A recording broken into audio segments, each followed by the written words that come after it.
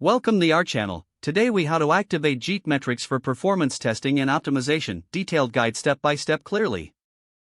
To activate GTmetrix for performance testing and optimization, start by visiting the GTmetrix website. Create an account by clicking on the Sign Up button. Fill in the required fields with your information. Choose a plan that suits your needs. Once registered, log in to your account. Navigate to the dashboard.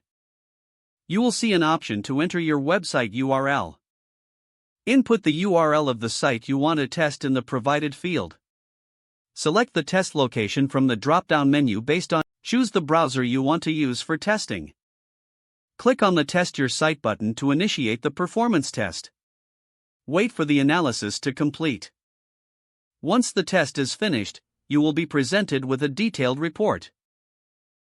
Review the performance scores, which include page speed and Y-slow.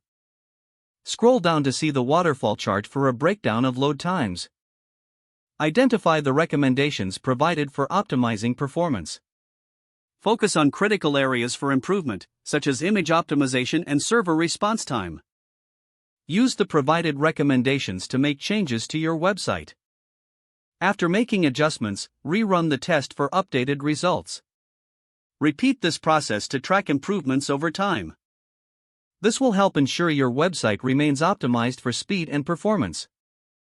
If the page does not load, refresh the browser or try again in a private or incognito window. Make sure you are using the correct email address, then retype it carefully to avoid small typos.